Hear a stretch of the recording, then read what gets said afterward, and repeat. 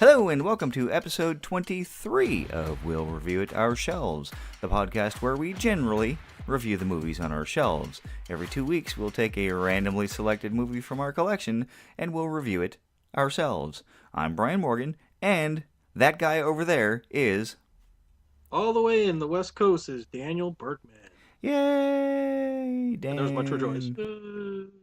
So, episode 23, as discussed in our My Cousin Vinny episode, we're going to be doing something a little bit different, and I will have Dan explain that after we get through our listener feedback from the My Cousin Vinny episode, because we had some of that, and that was from listener Jeff Edwards, and he posted, he was about halfway through the episode, so I'll just read the comments. I'm about halfway through your My Cousin Vinny episode, and I'm loving it. I disagree with both of you on the "I shot the clerk" intonation during the interrogation. Listen to it again. Ralph Macchio does an excellent job of making the tone of his question ambiguous. It's a nice bit of acting because you can read it as either a statement or a question. Definitely not a matter of sloppy procedure on the part of the sheriff, just lack of clear communication, which is one of the main themes of this movie. I listened to it. He posted the YouTube video clip of just that section. Mm-hmm. I do agree that he makes the tone of his question ambiguous, and I thought that was great, but my take on it is, because it is ambiguous, the sheriff took it for what he wanted to hear and not for what it could have possibly been. Yeah, that's kind of what I was thinking too. It's like, in a normal conversation of something benign like, hey, I thought you said you wanted cream in your coffee, then yeah, that kind of flies. But, when you're talking about police procedure about something as serious as a murder case and making sure that you want to get the right guy or whatever, then ambiguous dialogue really needs to be like, okay, are you sure you're saying this? This is what you're saying. And he did double check. You shot the clerk? I shot the clerk. And he said it twice, so I don't think it was sloppy procedure on the sheriff's part. I mean, he heard what he wanted to hear. I understand that. Yeah, but you could look at it as a way that, yeah, because he didn't really fully, like, you got to understand what you're saying. You're telling me that you shot the clerk. I mean, again, a confession like that, to me, in my head, now I'm not a cop, okay, I'll qualify that, but somebody who just robbed a liquor store isn't kind of going through a moral conflict or whatever, and is that the suddenly realizing, I'm just going to go ahead and confess this thing just willy-nilly, or, and it's the thing. I mean, the sheriff, in my eyes, should be going, it's like, okay, you're confessing something that isn't normally confessed. I want to be sure that you're clear on this, that we're talking about the same thing, because if you look at it from my standpoint, they just went through this whole court procedure, this whole trial, the money spent on housing these suspects and everything like that over something basically on a miscommunication. I think that you kind of want to prevent that. You want to make sure you get the right guy. Well, but again, like Jeff said, it does go to the miscommunication piece being a theme of the story. So if they did that, you wouldn't have a story. And right. Yeah, and again, it's not necessarily out of the realm of possibility that something like that could happen. Granted, and in which case, it didn't take away from the movie. It didn't make me say, you know what, I don't like this movie because this was so blatant. No. It's something that nerds like us can debate over.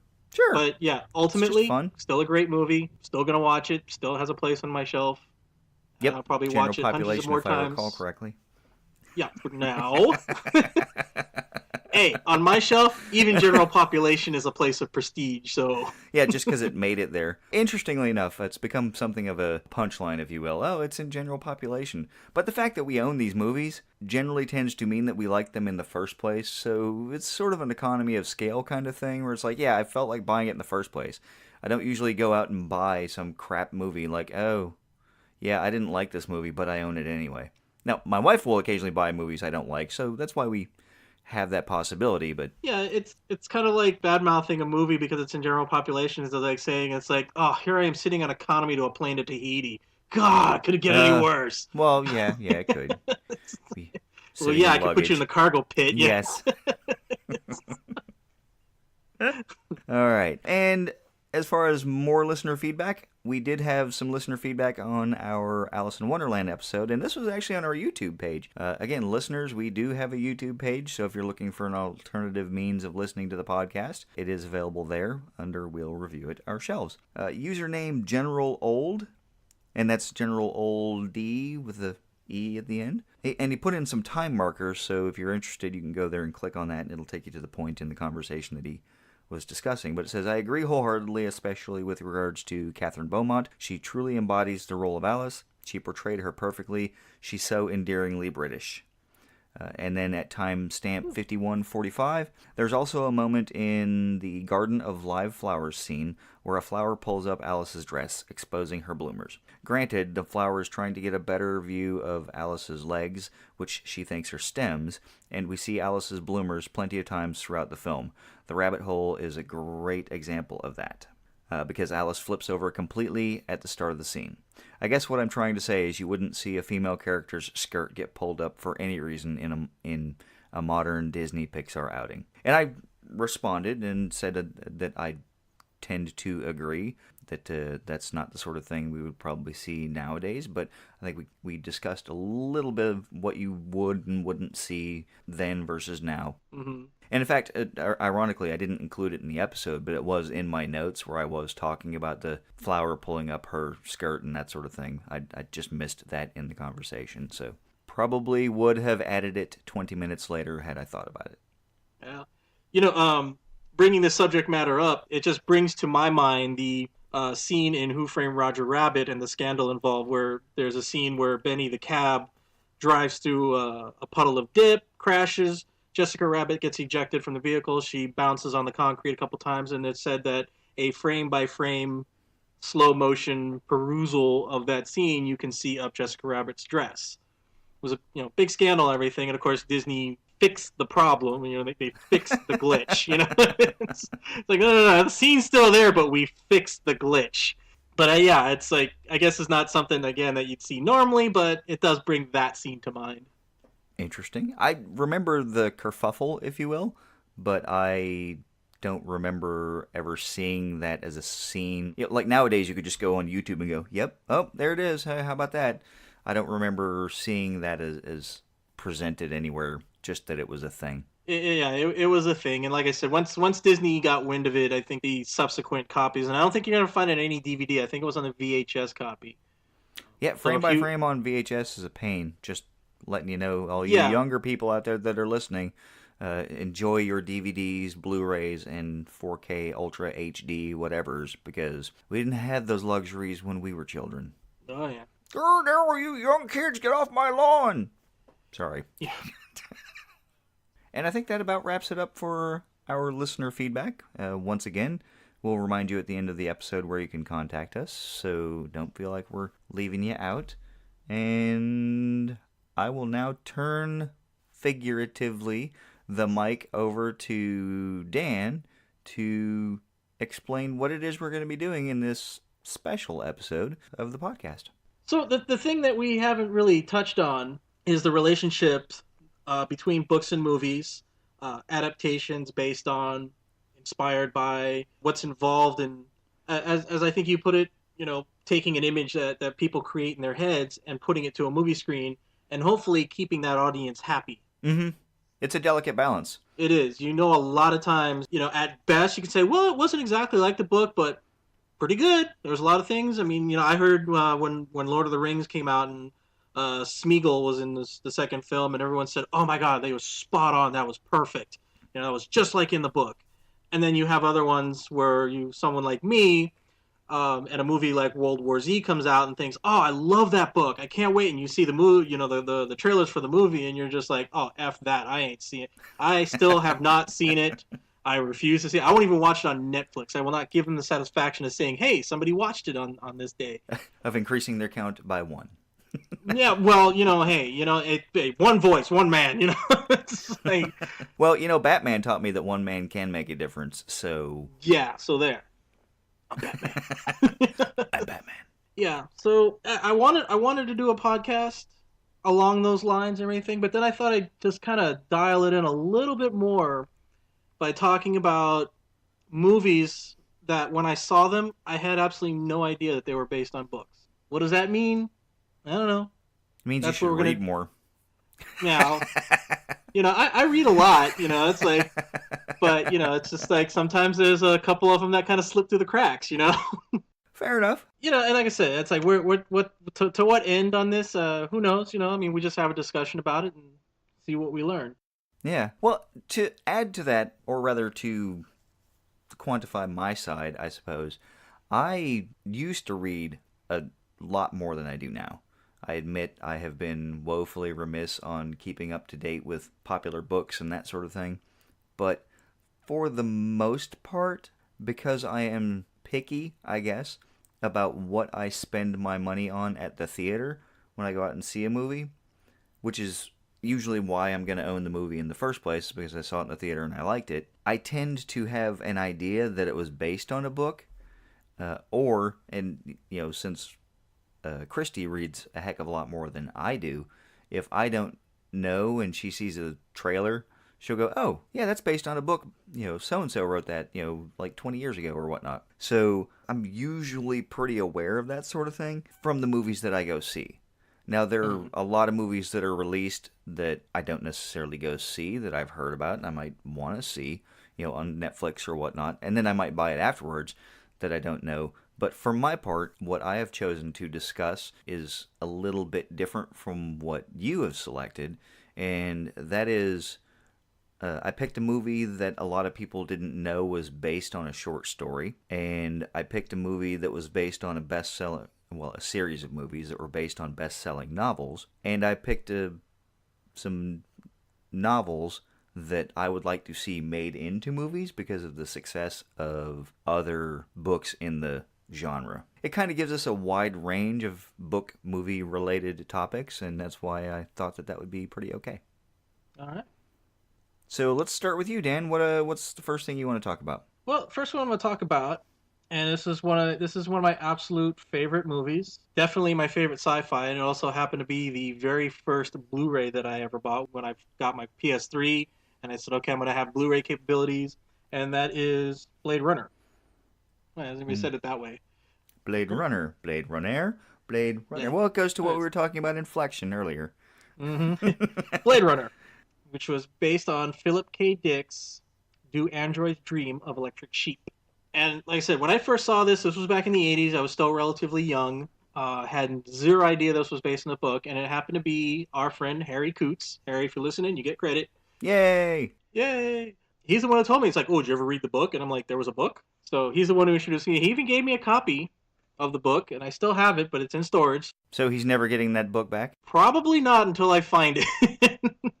So Harry, if you're listening also still, I'll get it back to you as soon as I can. Now I bring this one up first because the thing about me that I'll just mention here is that for me, if I know a movie is based on the book, then I will not read the book until after I see the movie. Because for me, reading the book first kind of ruins the movie. And I'll explain. Because books obviously are superior in the sense that there's a lot more detail.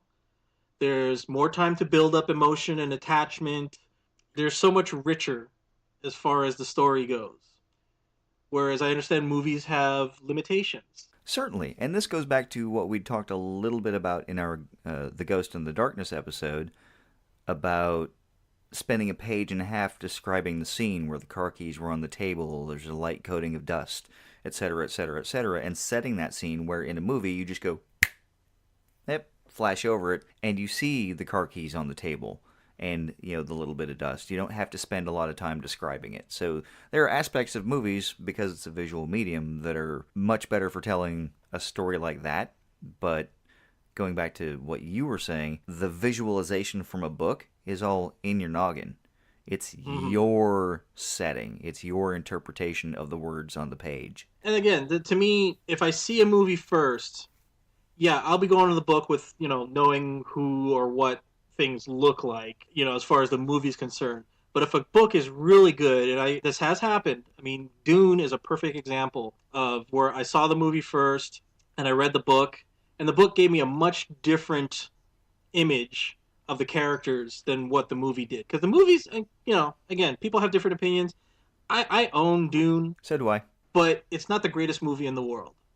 Some people have gone to say that it was absolutely terrible, which, okay, I get it. I see where they're coming from. The book is so much better. And that's just an example to show the spectrum of things that, yeah, I can read a book after I see the movie and still really enjoy the book because it gives me a different image. Whereas if I read Dune first and had this phenomenal story and all this imagery in my head and I saw the movie, I'd be like, oh man, that really sucked. It'd have been a lot more disappointing to me. The other phenomenon that can really ruin, a movie is like, where an author, when he writes a book, he writes the characters.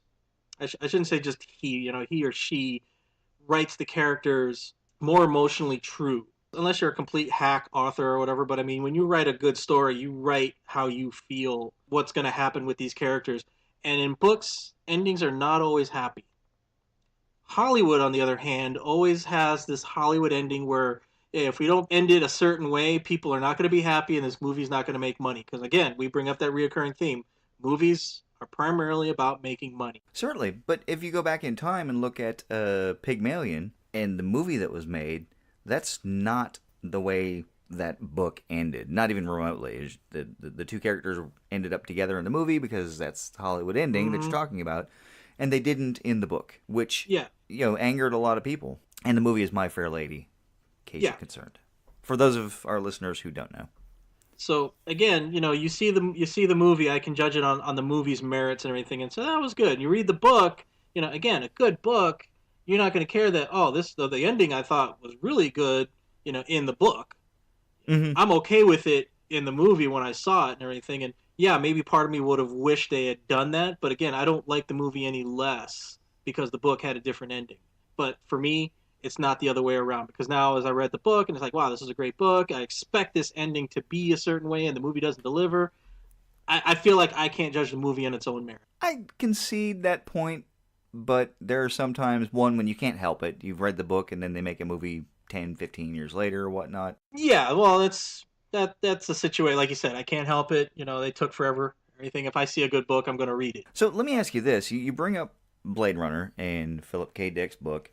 Why this particular movie? Aside from the fact that you truly enjoy it, what is it about this book-movie combination that caused you to select it for this episode? Well, again, because it's a great movie. I've been wanting to talk about it, and granted, we're not going to be talking about it in detail here because we're just talking about the relationship between this and the book. But I thought this one was an interesting one because this is a case where the book was so different from the movie in so many respects that if I had read it first, I don't know what would have happened. I don't know if I still would have enjoyed the movie the same way or if it might have delayed me from seeing it. But I mean, looking back now, I can say that yeah, obviously I incredibly enjoy this movie. This is the phenomenon movie of my life. I have yet to see anything better. And that's the thing. It's like it was one of those things where it's like they really can't say that the movie was based in the book, more just inspired by. And that's a lot of what you see when you look at the little subtitly things that say based on the book by blah blah blah or inspired by the book by. It's that clarity of message. Like, hey, we made a movie, the title's the same, there's the same sort of overarching theme, but we took a lot of creative liberties. Yeah. I think when you see the word based on, it's close, and inspired by is, yeah, we just made a story out of some stuff. Yeah. The beautiful thing about this, though, is I don't think that in the whole time before I knew that this was based on a book, that I don't ever saw any of those words. They just said Blade Runner. Mm-hmm. Here's your movie. Like I said, it's so different and everything, and I'm kind of glad that they didn't because, I mean, that's the thing. In the book, you don't even, the word Blade Runner is not even used. You won't find that anywhere in the book. But there are a lot of books that don't include the title in the book anywhere. It's just... It's not just the title. This was the name of the police unit of the position, yeah. Of it's an important plot point. You don't even have that in the book. But you don't have to because the book isn't named Blade Runner. The movie is. So again, a little creative liberties. Yeah, but again, it's like based on the book, they should have at least have the police units. You would think. I would say. I'm not saying one should or should not. I'm just saying you would think that based on this story that the police units in the book would also be called Blade Runners, but they weren't. They were just bounty hunters, it seems. Just guns for hire. More or less. Yeah. This very similar concept to what happened with Starship Troopers. The Heinlein book is so much different than the movie that is presented on the screen, but some of the key themes are still there. It's just that the director wanted to make more of a focus on something else that wasn't necessarily in the book. Yeah. And I think maybe that's what they were doing with Blade Runner. Well, that's exactly what they did with Blade Runner, because one of the major themes that both the book and the movie had was kind of trying to recover humanity in a sense. And in the book, it's about this religion called Mercerism, that talked about empathy. It was about a culture of people who wanted to buy animals to show how empathetic and caring they were. Everything. In other words, it was more spelled out, and it's to me that's a behavior you usually see in movies rather than books, because it was the exact opposite in Blade Runner the movie. It was implied about wanting to be human, wanting to be empathetic, and have emotions. You definitely saw people owning a lot of animals in Sure, that and you movie, saw them but recreating animals as well yeah, because, but they never said, "Oh, I have this animal because I want to care for it." You just saw that people had animals. It took a lot of thought, which again I like. Blade Runner the movie was definitely a lot more cerebral to me than the book was. okay. I will say that, and we're not there yet in the sense that we haven't reviewed Blade Runner, but Blade Runner is one of the few movies that I own multiple copies of because there are different versions of the movie. And I don't want to spoil it for when we actually get to the Blade Runner episodes, but there's the theatrical release that has the voiceover, sort of that film noir kind of sense. Then there's the director's cut, and then there's another one that I just picked up for $5 because it was there. But it was, I think, the Ultimate Edition. I've forgotten now. I'd have to go look it up.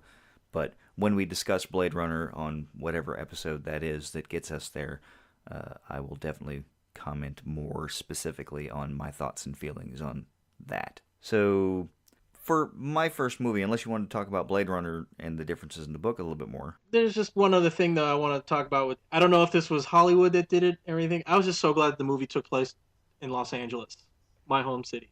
Whereas in the book, it took place in San Francisco. He also traveled to Seattle, where it wasn't the Tyrell Corporation, it was the Rosen Association. Subtle differences, but again, like I said, it made the film more endearing. Okay. I will say that movies that are shot in locations that I have been to have a special place in my heart because I can go, oh, I've been there, I've been there, I've been there. There was a made for TV movie that I do not own. We're never going to discuss it, so I feel like I can say it here.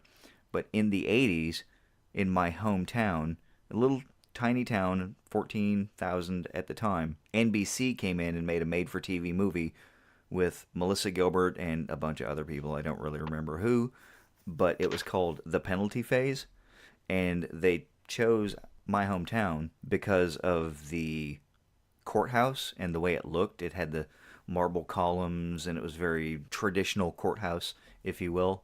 So they shot the entire made-for-TV movie in my hometown, or at least the courtroom scenes. And it's cool because I can drive, I go, hey, they used that in the movie. And one of the movies that I care for, Hannibal, there were some select scenes that were shot in Florence, Italy. And as we've mentioned a number of times, Dan and I were in the Navy together, and I've pulled into a lot of different cities, but Florence is landlocked. So the fact that I got to go there on a tour was pretty cool. And it's such a beautiful city with so much history and art that when I saw scenes from the movie that were shot, like, oh, I've been there, I've been there, I kind of lost myself in those scenes. Like, oh, that's so cool. Yeah, I remember that. Oh, yeah, that's over there. That's cool. And if you look at that, just to the right of that, and I was watching it with my wife, and I was actually pulling out some photos from deployment and going, okay, see where that happened? This is where this is, right next to that. So, that's my opportunity to say I have a bonding with locations that I've been to in much the same way as you did with Blade Runner in Los Angeles. And that's the thing. I can say that with Blade Runner because I can take people to the Bradbury building and say, yeah, this is where the final scene of Blade Runner was. And across the street's the $1 Million Theater, the theater where I saw Blade Runner. Oh, very nice. How Yeah. appropriate. Yeah. It was a Cinespia. I don't know if they're known throughout the country, but they're the movie nostalgic company They're most notably known for movie screenings at the Hollywood Forever Cemetery. Oh, okay. No, they're not well known over here. Oh, okay, it's a big thing in Los Angeles. During the summer, they play movies at the Hollywood Forever Cemetery, where you will find lots of Hollywood royalty buried, but there's a spot where there's no graves, and there's a big white mausoleum wall that they project the movies on. People bring their picnic stuff and everything, and Cool. but they're also known for raising money to try to restore the big movie palaces around Los Angeles, and the $1 Million Theater is one of them. And again, they played Blade Runner there once, so it was kind of neat to see the movie theater in the movie in which I was watching the movie. That, Right, right, right. okay, Right you know, across I'm the street from where the movie was filmed, and yeah, exactly. yeah, You get what I'm saying. But the other cool thing about Blade Runner is I can say, hey, you know what? Next year, LA is going to look like that.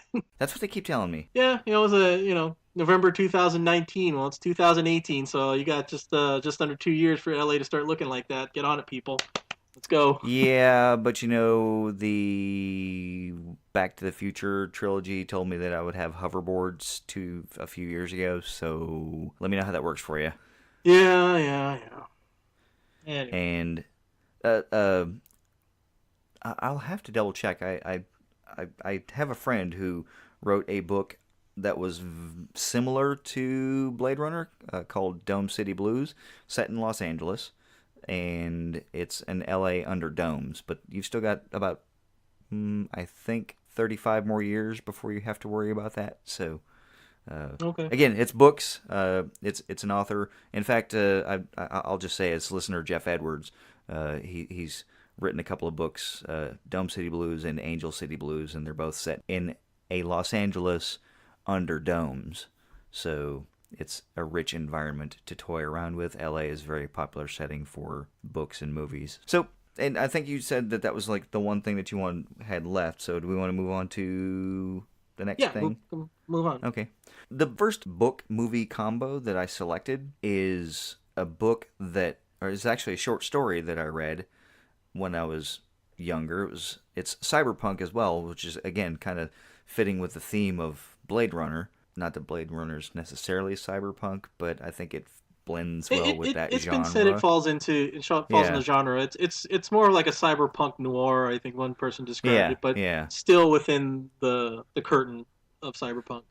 But William Gibson is one of my favorite authors. In fact, I have a signed copy that was signed on my birthday of one of his books. So I'm a fan. Mr. Gibson, if you're listening, please keep doing what you're doing. I enjoy it a lot. But he wrote a short story called Johnny Mnemonic, and if you recall, in 1995, I believe it was, yeah, 95, Keanu Reeves starred in the movie of the same name. And this was one of those, they took a short story and fleshed out a feature-length film, and they changed significant amounts of it. It was decidedly different from the short story. This goes to kind of what we were talking about earlier. It really ties in well to the Blade Runner piece.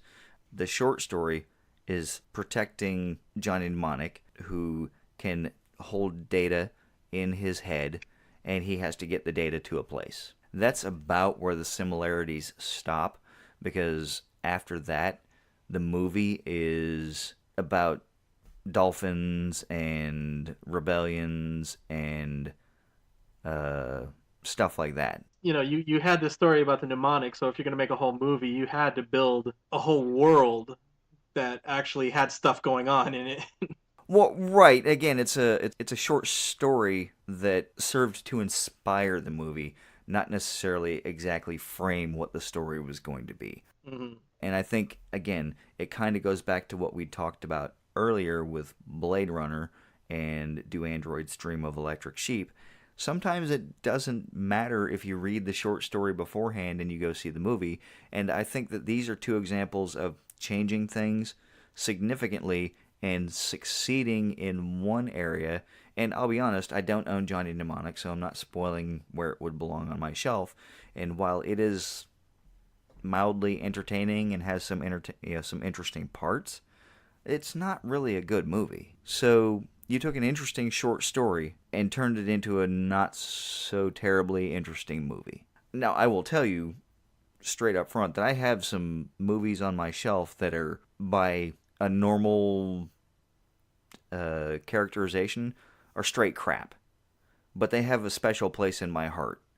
There's a certain nostalgia for the movie because it reminds me of my childhood, or because something super cool happened, or it was just a thing like, hey, it was, $5 in a $5 bin. I'm like, yeah, I'll give that one a watch. Or in the case of some things, sort of like you, where it's a completionist thing. So I'm not going to own this movie, but this is exactly what we're comparing when you take a story inspiring a movie and make a good one with Blade Runner and not so good movie. And I think you could probably try and remake this movie nowadays with the technology and it would be much better. I think in the 90s they were just getting into CGI Mm-hmm. particularly in 95, kind of like what we talked about with Mimic and some of the other movies we've discussed in that decade. Because it was so new, they weren't exactly 100% certain how to work it and how to make it appealing. They just said, hey, it's a stylistic thing. Let's do it this way. It'll be great. And I don't think it really hits the mark on this one. So, but again, goes to complete and total changing of a story, and it's not necessarily in a good way. I didn't think Johnny Mnemonic was a horrible movie, and I do own it myself, just a standard DVD copy. Again, not a top shelver, but I didn't think it was that bad. I I didn't think it was that bad. I just didn't think it was that good. I know it's a minor semantic difference. It could have been better. Yeah, it absolutely could have been better.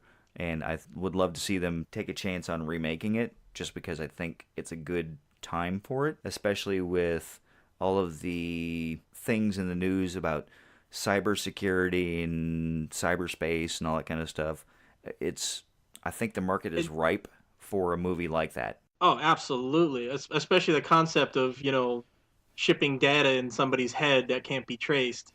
Mhm. You know, Yeah. but then again, you could probably say it's like, well, we can trace where he travels, but we still don't know what he's carrying. Exactly. It's about what's in there, not how you got to where you were getting. And you don't even necessarily know if he has it or not. There are ways you could, get a couple of different couriers with that particular cybernetic implant and just send them on their different ways and as a distraction.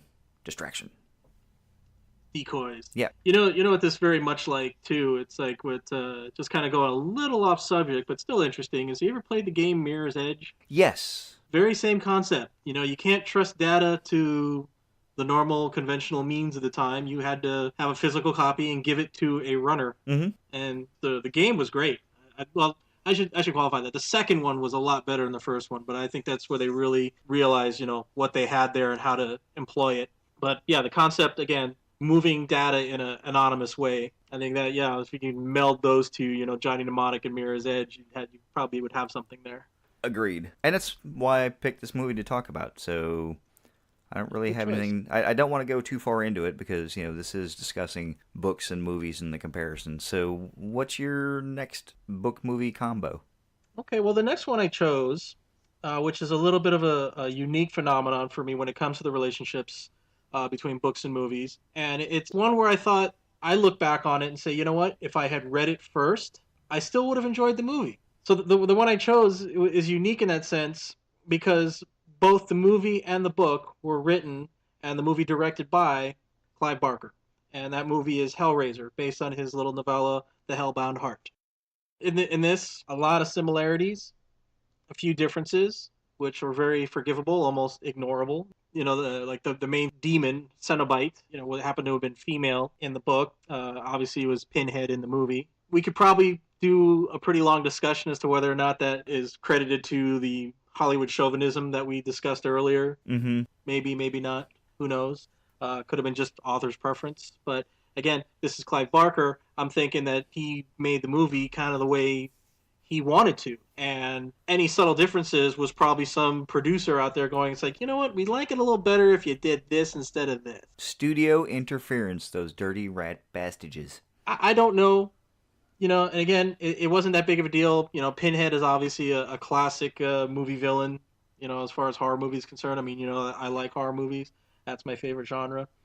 I don't, but I do know who Pinhead is. Okay. So yeah, I mean, like I said, I just chose this book because again, when I saw the movie, scary movie, a lot of gore. I was like, oh, this movie's great, But later on to find out it was based on a book, and I'm like, oh, okay, well, who wrote the book? And I'm like, it was Clive Barker. Clive Barker wrote. Oh man, okay.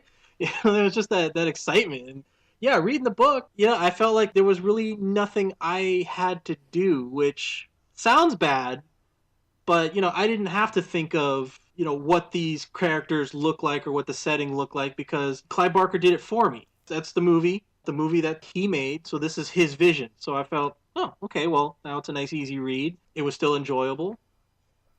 And that's one of the things that you don't see very often is the creator of the material, of the written material, creating the visual material.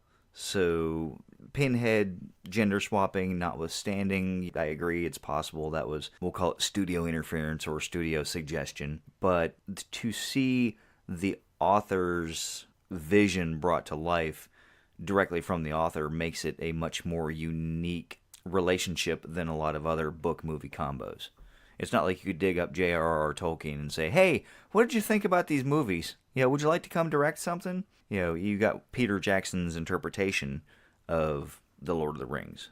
Yeah, in these situations, you can either praise the director for really following the vision, or you can praise them for saying, you know what, that may not have been what the author did, but you did a good job. But yeah, again, with this one, it's just like, wow, this was definitely your story. This was your baby. You did a fine job. It's again one of those opportunities too, where again, if I had read the book first, I'd have been able to say, it's like, you know what, that's exactly how I pictured it, and you brought it to life. That brings up an interesting question. It's not like you can go back in time and read this without knowing that it was a thing that was visualized on the screen. So would you really have seen it that way, or are you just saying that with the rose-colored glasses of seeing it and saying, yeah, that's exactly how I would have pictured it?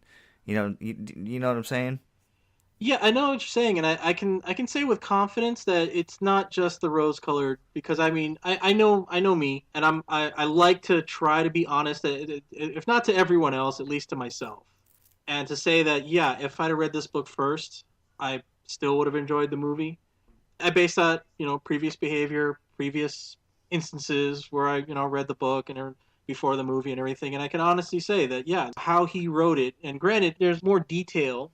It's a novella. It's a novella. It doesn't go into a lot of detail. I mean, it's not War and Peace. It's like novel light. Yeah, but it goes into detail to the scene when the main character opens the puzzle box and summons the demons. In the movie, it basically the puzzle box opens, the hooks come out, tears them apart. There we go. In the book, he talks about he started to hear things and the environment felt weird and everything because he starts going to sensory overload, and that's what they're all about. It's just to overload the senses with both pain and pleasure and everything. And it's like you really felt that. But again, it took a little longer for you to realize in the movie that that's what the Cenobites were all about, was pain and pleasure interchangeable. But the book did the same thing and just in a different way. But that goes to what we talked about earlier. There are things you can do in a book to set up an environment that you just can't do in a movie. But see, that's what I'm saying is that the movie's limited in doing things a certain way, but he was still able to do it in the movie, just not in the way he did it in the book. Right. And I think that's why, to me, they're an equal standing. Yeah, because but what I was trying to say is it goes to the different mediums. It's easier to represent this type of thing in a book and this type of thing visually. So it captured the spirit of the book because the author was the director, and it told the same story both in a unique way that you found enjoyable. Pretty much. Awesome. Anything else you want to add? No, I mean, like I said, it's a standout film. It's a standout book because the film was done by the author of the book. Again, you don't see that very often. It was something that I wanted to spotlight and say, just kind of something else too. Is like I had the privilege of meeting Clive Barker. Oh, super cool. He was at a book signing at a place called Dark Delicacies out here in Los Angeles, and he does a lot of book signings for horror authors or anybody notable in the horror genre. And well, I saw that was happening. I have a model of the puzzle box. He signed that. Got a picture with him. He's my Renaissance man. Very cool. I have one last question in regards to this book movie combination, and that let me set the scene for just a moment. For our listeners, we've already explained this a number of times. I sat down and typed in all the movies that I own into an Excel spreadsheet, and then created a macro, and that's how we get the random magic movie generator button. Dan provided me with a list. There's some overlap because of some things that we own together. And then we have a number of things that are just Dan's pick because Dan has so many movies and it would take an age to type them all in. So my question, having laid all that groundwork, is if a Dan's pick pops up, are you going to make me watch this movie? Based on the way you just asked and if people could see the look on your face, I will say I will not make you watch this movie. I will watch it if you want me to. I don't want you to think that that look was dismissive, but knowing my interest in horror movies... That look wasn't dismissive, it was pathetic. Okay? That's the look my dog gives me when I'm taking it to the vet. We're going to the vet to get tutored? All right. So moving on, as I noted earlier, my next movie film combo is a series of best-selling young adult books and a very popular series of movies that were recently released, and they've shot the whole series to conclusion, and the books are done as well. And I kind of wanted to talk about the relationship between what's popular and what gets made into a movie in a short duration of time, because the Hunger Games trilogy by Suzanne Collins is a young adult series of books that came out in the late 2000s. And within 4 years of the first book coming out, it was made into a movie. So sometimes you see books that will sit on a shelf for 50 years, and I'm not sure, I don't recall off the top of my head what the length of time between, for example, The Lord of the Rings and the trilogy that came out being released, but there's a happenstance where, especially nowadays, a book or a series of books, and it seems to be trilogies, will rocket to the top of the charts, like, oh, we all read this and we loved it, and then suddenly it will be released as a movie because Hollywood's out there to make money, and they think, yeah, we could do this, this will be all right. But again, when you read this, you see a much richer world, but it's geared towards young adults. This is something that was written primarily with the, we'll call it 13 to 20 set. The heroine is, I think she's 16, 17? Just survived a couple of the lotteries, if you will, to see who's going to play in the Hunger Games from her district. And the books are pretty okay. I read them because my kids were reading them, and I wanted to read them, one, so that we could have something to discuss, and two, so that I could find out what this was and see if it was something that I agreed with them reading in the first place. Trying to get that parenting thing on. And then the other aspect of it was the movies were coming out, or rather the first one, The Hunger Games, and I was told that we're going to go see this. I don't know if you want to or not. Like, oh, okay, well, I like movies, so I'll go see it. And I'm just curious, how do you feel about that rapid turnover? I mean, do you think they should wait, or... I've had similar discussions with this about, the rapid turnover. And I have to keep reverting back to what we said, that, again, Hollywood is about making money. And for an author to see that kind of fame and money from their work so quickly, I say great for the author. Sure. Because a lot of authors, artists in general, they don't get to see that kind of fame and fortune until they're dead. Exactly. So for them, for someone, especially like someone like J.K. Rowling. Right. It just so happens for her, they were both great books and turned into great movies. So I guess I don't have a problem with that. I don't have a problem with the rapid turnover. They were obviously very popular books. They were very famous even before the movies came out. So great. When you take a mediocre book, and let's go the other side of the spectrum, and a lot of little teenage girls are probably going to hate me for saying this, but the absolute crap that Twilight was. Yeah. Okay. They were crap books and they're crap movies. Let me get a bucket. Okay. Just forewarning, I do own the entire trilogy of 4 movies or whatever the hell that was.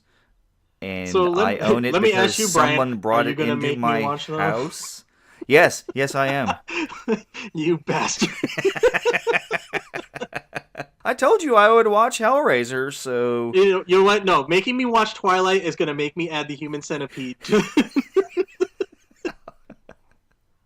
oh my god, I can't believe you even own that. Actually, I don't, but I'm Wasn't gonna that buy just it that just was for just you. like a sci-fi original, wasn't it? Or was that No, a real that movie in the was theater? that was a real movie in the yeah, Oh, it counts. Yeah. I'm trying to remember now. I keep seeing it on sci-fi advertised like it's a thing I need to watch. I'm like, is it like another Sharknado? What are we talking here? Oh no no no! It was a movie. It was theatrical release. Didn't last very long, but is now turned into something of a cult status. Yeah, there's a lot of movies like that. That people you watch it on a dare basically. That is not a movie that we watched, but and this is a total sidebar, not related to books and movies, but when we were on deployment, on my last deployment, because we had some people who had digital copies of movies. One of the guys had like a legit iPod, not an iPhone or whatnot. He had an iPod with movies on it, and we had the little television connector that would allow you to play your iPod movies on your screen. And during lunch, we would sit down for lunch, and he would pop in some of the worst movies, and he would just put them on double speed, so the dialogue was a little bit quicker, and it was kind of like this, and you just had to listen and try and hear what was going on, and just kind of play along and see what was happening. And sometimes people would say things, and you'd be like, I don't know what they said, and all of the action was at double speed. So we watched Hobo with a Shotgun Rutger Hauer. Woo! in about 45 minutes because it's not that long of a movie, and we laughed hysterically. And then when we tried to watch it at regular speed, it was, what the hell are we watching? Why are we even doing this? Put it back on double speed. It's so much better that way. Which again, total sidebar. I thought that was amusing enough. For some reason, what you said reminded me of that. Yeah, that's cool. But I dig it. for me, in the movies that we watch after reading the book, sometimes they're about the same level, and kind of that was why I picked this. I thought The Hunger Games was a fair to middling set of books. I'm not really the target audience, so maybe that colored my view. And then the movies, I thought did a great job of turning that environment into something I could watch on the screen and participate in. It was one of those things where they achieved that success, but I don't think they understood where they wanted to go with it. So if you follow along here, they had the first movie, or the first book rather, and that did really well. And from what I understand, it was always meant to be a trilogy, but it was like the first one was good, the second one was alright, and then the third one was like, yeah, I gotta wrap this up. Let's come on, let's go. Let's just give me something, anything. Yeah, that'll work. I'll put that in there. And that was kind of what it felt like for me. It was like a triangle, it was just sort of on a downward slope. And the movies kind of felt the same way. I mean, they were entertaining.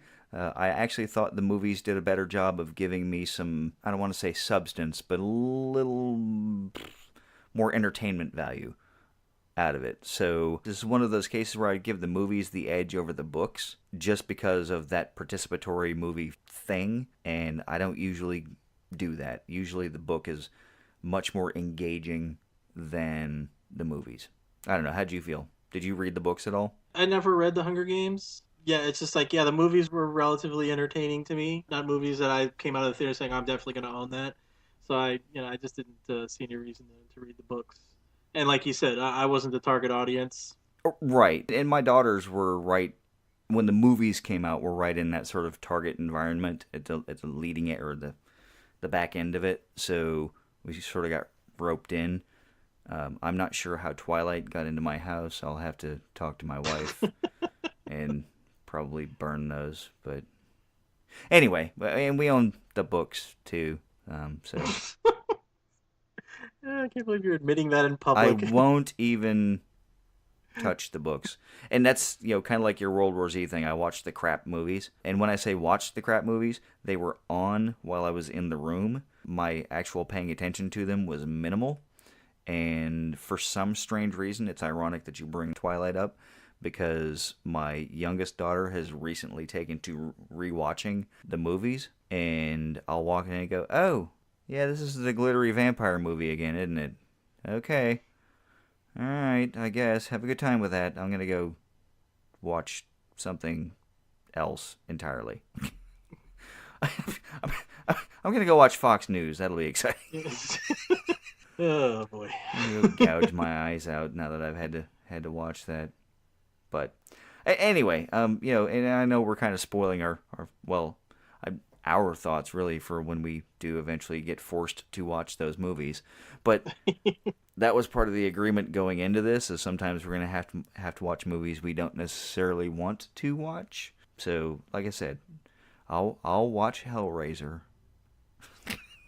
And if you couldn't hear the eye roll, dear listeners, then I'm not doing a good enough job of expressing myself.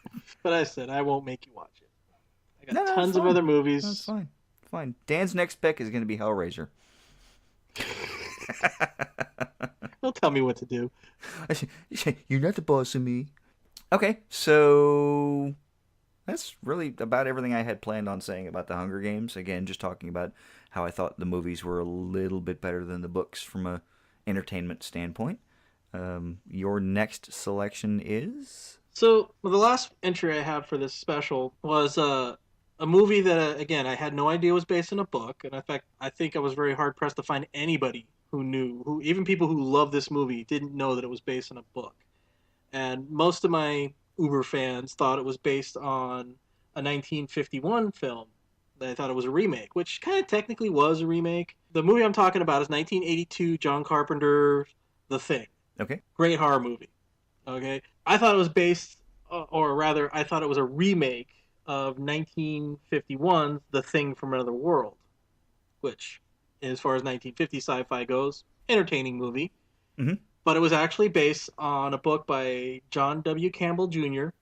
It was called Who Goes There? And this was back in the 40s. He wrote this book about a shape-shifting alien in an Arctic camp that caused a lot of problems. You know, it's like anything that it consumed, it could imitate. It could take on its shape. So if it ate me, it could become me. Mm-hmm. And the backstory behind that, which I find incredibly funny and fascinating, was that the author was raised by a mother who had a twin. And his mother and his aunt would often change places and mess with him. Very nice. Kind of tell the psychological problems that would develop. You can see where that could be a problem. Just a little bit of one, you know? So that's why he wrote this story about a shape-shifting alien and the fear and paranoia that goes along with it. Now, the first attempt at creating his work, of course, again, 1951's The Thing from Another World, but 1951, the special effects weren't all that great. So the shape-shifting alien just became this alien that was a vegetable that could regenerate. Fair enough. We look back on that and say, whoop-de shit, you know? It's like... Well, it's interesting because a lot of the sci-fi from today is extended from the B movies of the 50s. Yes. Again, slight sidebar. If you watch the original The Day the Earth Stood Still, and then you watch the remake, you look at which one's better. Now, my personal opinion, the original, hands down, is way better than the new one. Special effects were phenomenal, but the point is, you don't always need good special effects to tell an engaging story. In this particular case, with The Thing from Another World and The Thing, I think they did a much better job in the 1981 version. Again, even though it's not really my style of movie. Yeah, and that's the thing I'm getting to is that, you know, in 1951, yeah, they had limitations. Now, when you brought up The Day the Earth Stood Still, they understood they had limitations. Which, by the way, that's also based on a book. Didn't know at the time. Know that now. I don't think I knew that. Interesting. Yeah, and I only found that out because when I got a copy of Who Goes There, it was in an anthology of classic sci-fi, which happened to include The Day the Earth Stood Still. Oh, very well then. Huh? Yeah, pretty cool.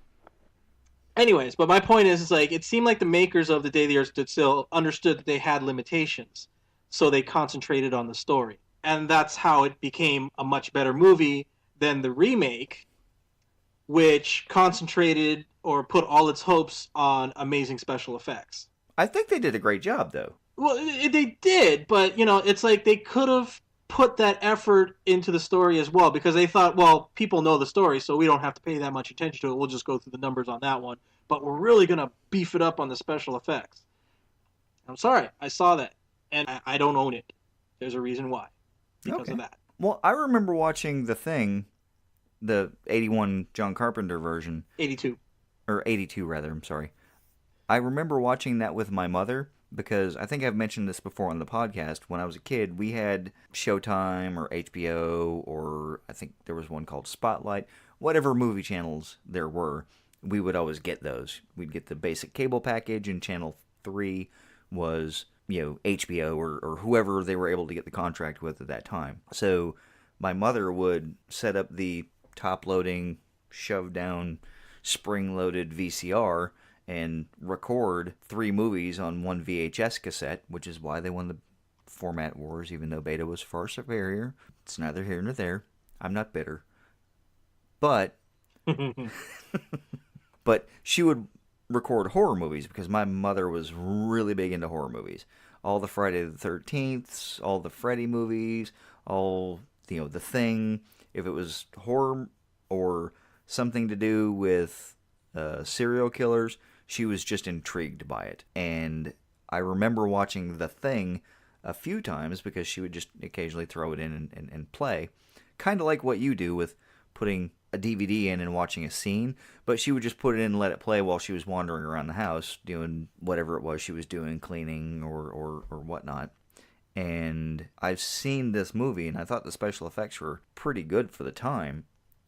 I didn't know that it was based on a book until you'd mentioned it, and I didn't know that there was a remake, or that it was a remake, but I'm not surprised because, again, a lot of the 70s and 80s were spent remaking the movies of the 30s and 40s and early 50s. I mean, King Kong, this movie, and a bunch of other things. So I don't know. Sometimes they need to remake a movie, and sometimes they don't. Very true. And that's why it comes to this movie. It's like I guess you could say it needed to be, or maybe not needed to be. Needs a relative thing, but it's definitely great that it was made because John Carpenter was able to take that book and create a vision that was a lot closer to what the author wanted.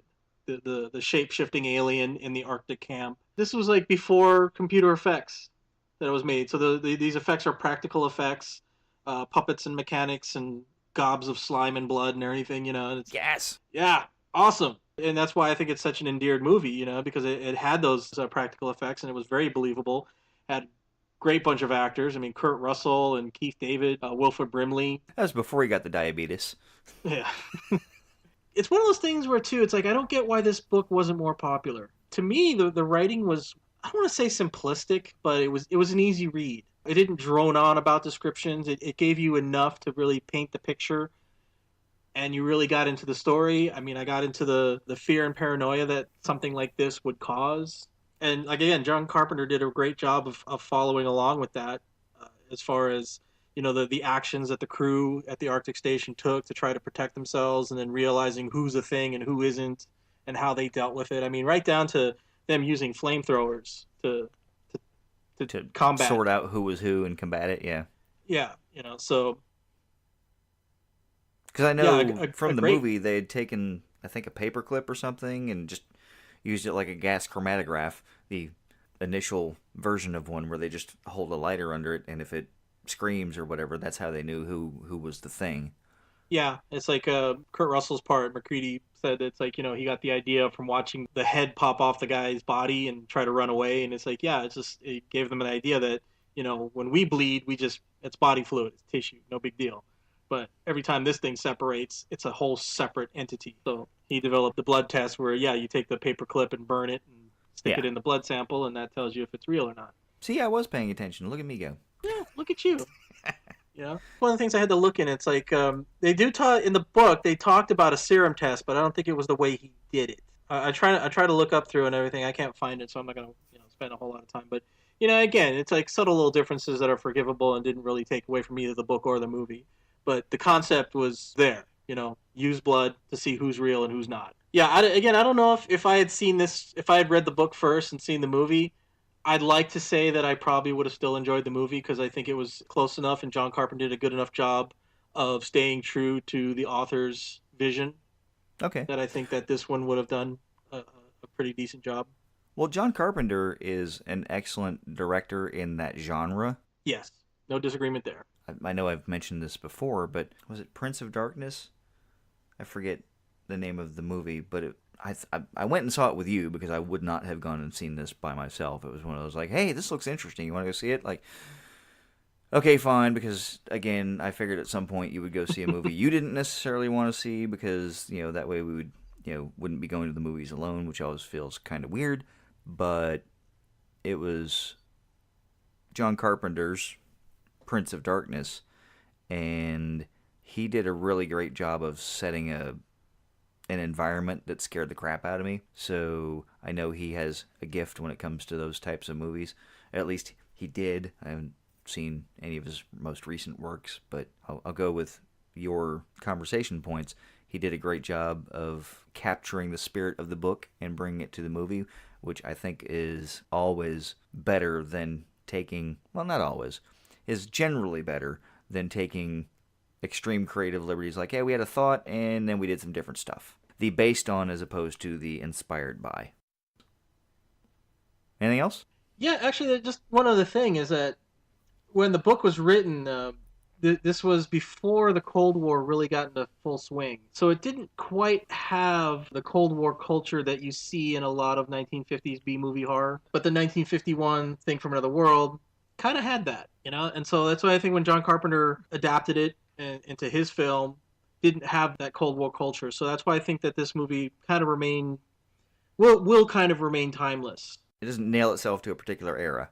Yeah, I mean, looking at the technology, maybe you can say, "Oh yeah, this comes from the '80s." But beside that, it's kind of it's timeless. It could be any time, and that's the thing. I mean, there wasn't too much of that mentioned in the book about what time they were in. You just kind of assumed it was the '40s. It didn't talk about anything strange. Oh, the technology was our supercomputer room or whatever. It's Yeah, like or no, it was ray just guns or whatever. yeah, we just talk about the things that we had and assume that the reader knew exactly what he was talking about. So, I think that's why I think the relationship between the book and the movie is very close, and that's what makes both for me very enjoyable. And that's one of the things you were talking about, this book being rather simplistic in its writing style.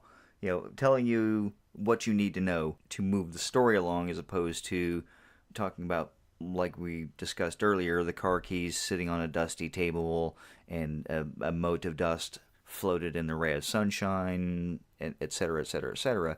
So it's almost like the minimalist plays that you can go see at the theaters where you walk in and it's a dark set and the only thing you need to see is what's on the table with the spotlight on it. So you go in, that's the thing you're focusing on, and then you move forward and you do whatever you need to do. All that other stuff could be anything, which I think lends to the timelessness of some books, and this one in particular. I haven't read it, so I'm just guessing. But you can just plop that table and spotlight in any table in any time, and it will functionally be the same thing because it's about the human struggle, and that's been going on since forever, regardless of the era. Or do you agree? I mean, you think that's Yeah, I agree. I don't think there's anything I can add to that. I think. cool? All right. So my last selection is not so much a book movie combo, although I will say, going into the research for this episode, I didn't know that a movie had actually been made of these books, so it's kind of shocking. Now I'm going to have to go out and find this so I can see what they turned it into. The fact that I haven't heard of it means that it probably wasn't that good, but I'm okay with watching a crap movie if I might have a little bit of fun with it. So the books that I want to focus on that I would have liked to have seen a movie made of, that, again, as I mentioned, has apparently already happened, are from 1984 through 1985, and it was inspired by Dungeons and Dragons, and the books are the Dragonlance Chronicles trilogy. Dragons of Autumn Twilight, Dragons of Winter Night, and Dragons of Spring Dawning. They're fantasy books. They're, again, as I said, inspired by Dungeons and Dragons, so there's elves and dwarves and humans and dragons and knights and all the stuff that one comes to expect from that genre. But with the success of the Lord of the Rings trilogy, I would like to see them make movies out of this trilogy, because I remember someone handing me this book when I was a kid. Well, I mean, I was a teenager. I read these when I was about 16, 17, a few years after they came out, and I will come back to these books like old friends and reread and go, I know what Tantalus Half-Elven and Raistlin and his brother Cameron will do, have done, will do, and how the story ends. But sometimes I just want to go back and just be wrapped up in the warm comfort of visiting them again. Mm-hmm. I know it sounds odd, but I know plenty of people that like to go back and reread old books just to get that comfort. So I would like to see these made into a big production, a la, again, Lord of the Rings or the Star Wars trilogy or anything, because these books have a built-in fan base in all of the kids like me that grew up in the 80s, and we're all adults now with some, discretionary cash to go blow at a film. And because this was such an interesting subculture, but it was still well known, it's worth exploring. Look at the Lord of the Rings. For example, most of the people that read the Lord of the Rings were the same people that were reading these books, or at least knew of and played in the same realms. The Lord of the Rings did fantastic at the box office. They were great movies, and I would like to see these made into that. Now, going into the research, I did discover that in 2008, Dragons of Autumn Twilight was released into the world, and just kind of makes me sad that I missed it, because now I have to go dig it up and find out what they did or didn't do. I do know that there was an animated movie, and that might be the one they're talking about. And I'll tell you right now, I watched about 15 minutes of it. I was like, oh, yeah, you have done some things that you did not need to do in this. So, You know what though? You know what's going to bring you hope is they did that to Lord of the Rings too. mm-hmm. There were the animated ones that are quite But forgettable. I like those. I like the animated. I like the animated Hobbit much better than I like the animated or the live action Hobbit. I like the Lord of the Rings better than I like the animated Lord of the Rings. Yeah, So. I just remember my mom took me to those animated films when I was a kid. I had no idea what the hell I was watching. I just know I didn't like it. And then looking back, and I'm like, yeah, these do not bring up good memories. Not to say that they were bad memories, but I just don't look back on them and go, it's like, yeah, I remember seeing this, and it's just as mediocre now as it was then. But again, it gives you hope. Yeah, but if they hadn't made those, then they wouldn't have planted that seed in Peter Jackson's mind, like, oh, I need to fix these. I need to make these better. Well, again, that's why I say it probably gives you hope Yeah. that somebody says it's like, well, if that's what they did to these beloved books, yeah, maybe I need to fix that. Yeah, maybe there's hope. There's always hope. I mean, somebody somewhere might listen to this and go, oh, so what you're saying is there's a chance. You're saying is we might be able to make some money on this. Yes, you might. And if they do it right, again, Lord of the Rings could have been an incredible disaster. It could have been. It completely could have been. But they had the budget and they had the right minds and creativity on there, and that's what I'd say. You give you hope, maybe you can have your Dragonlance movie. And I would love to. I have a list of books that I would like to see made into movies. Some would require some significant changes. One of the books, again, for this particular piece where we talk about books that you want to see made into movies, one of the books that I considered was Stranger in a Strange Land by Robert Heinlein.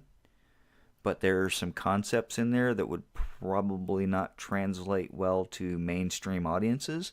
So I could imagine that having a significant adjustment made to it, to the story, and to getting it out there as a thing that people would watch. So I appreciate that, but the book was fantastic. I have a older hardback. I think it was the first edition. I don't remember. I'd have to go look. It might have been a second printing, but it was kind of one of those. I saw it, and I knew that it was from pretty close to the original run. I was at a used bookstore. I happened to reach for it before a friend of mine did, and we sort of went back and forth about who was going to get it, and I ended up with it, so there's that. But there are a number of books that I would like to see made into movies.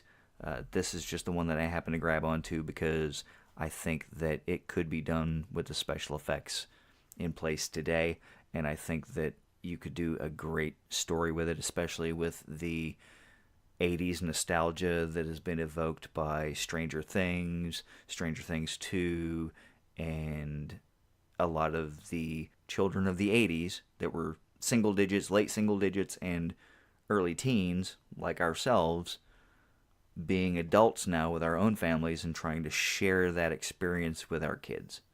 I think that's something that would give it that built-in audience. I agree. That's just me. That's usually, I'm sure there's a lot of people who share that vision. At least two.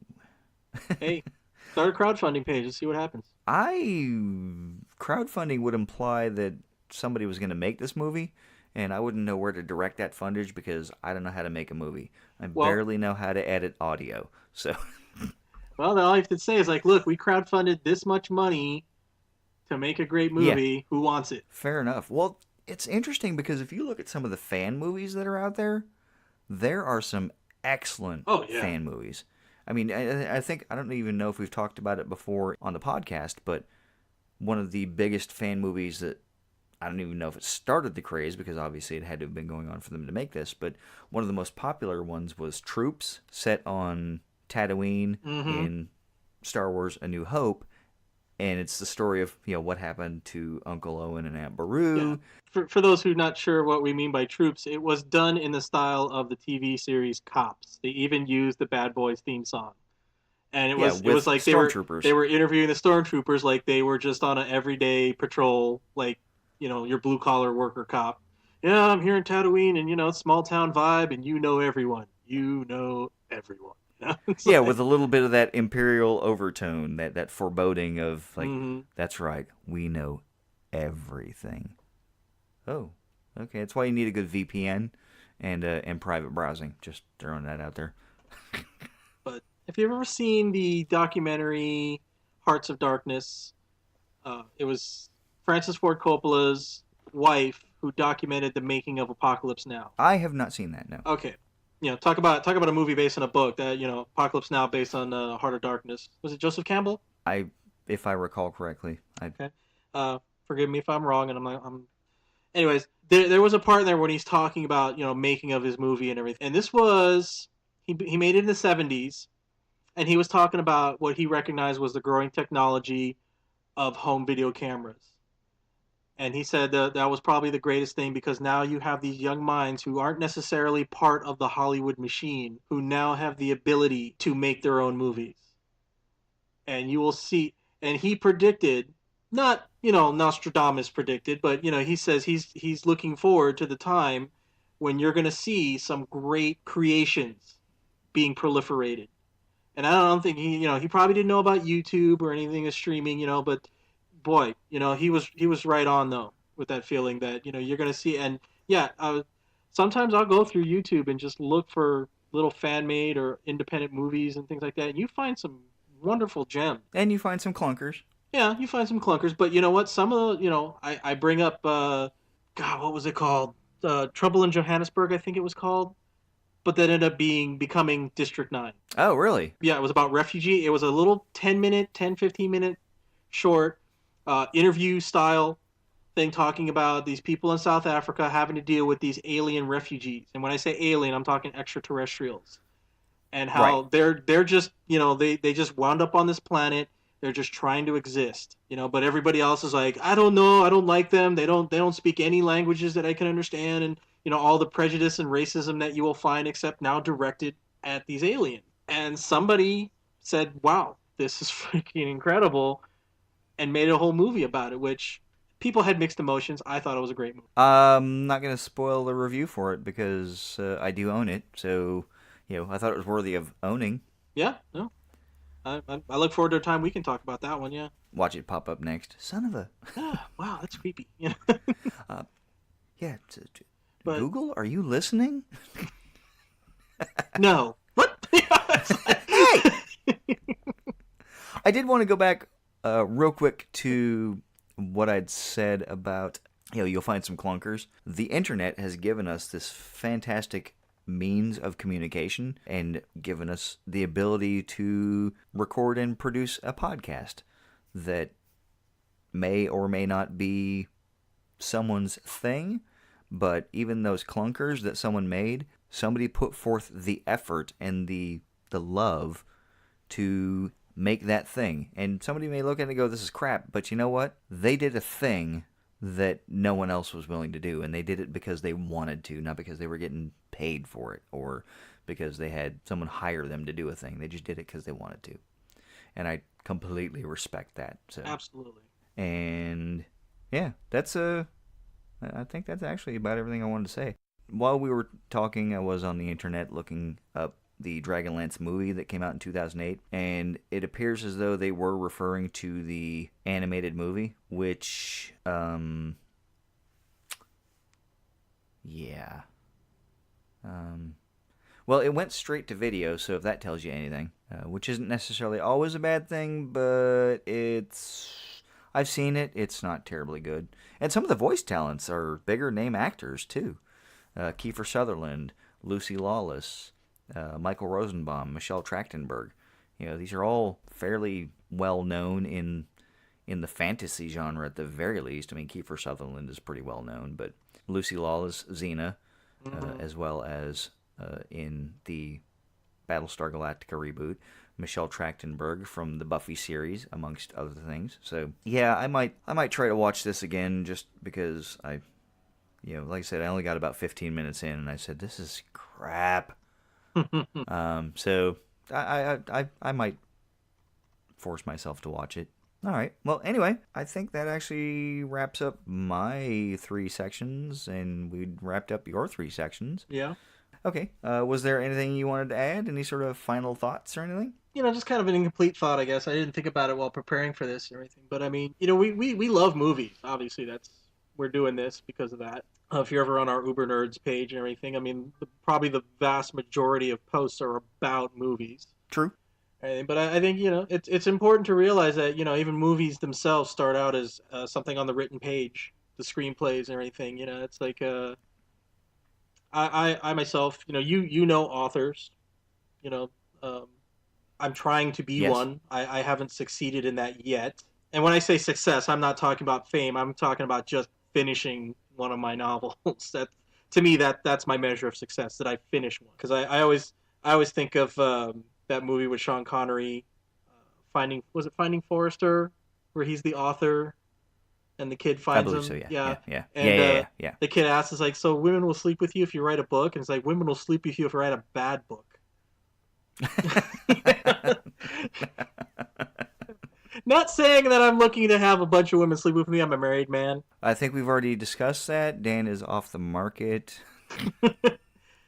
But, there are rewards. Sometimes monetarily, sometimes just fame or whatever. But, there are rewards to actually writing a book. And I'm trying to finish one. But the thing is, it's like you'll hear from every author, every artist. It doesn't matter if you think it's crap, write your thoughts, write your story, tell your story, just do it. Because, a lot of these movies that we've talked about, and especially the ones that I talked about where I had no idea that they were based on books.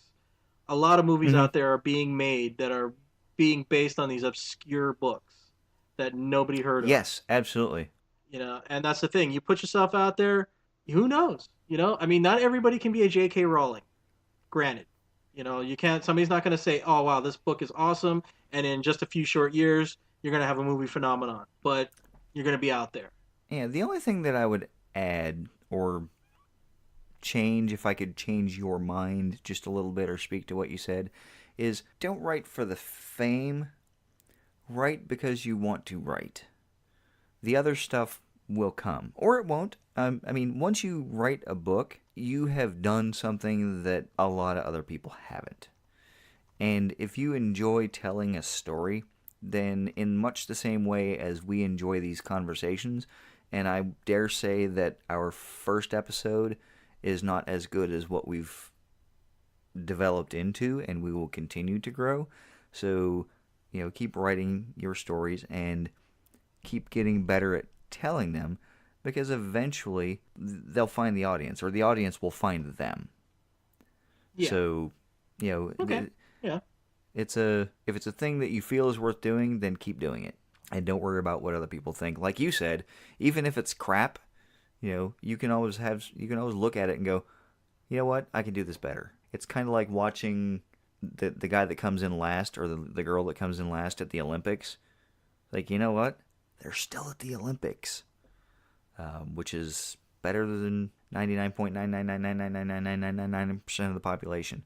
Yeah. There's only 83 people, and I say that because I was listening to the radio the other day, and again, we're recording this during the period where the Winter Olympics are on, and I was listening to an interview with an Olympian in the biathlon, and she finished second to last, but her mother came up to her and said, you know what, it doesn't matter, you're an Olympian.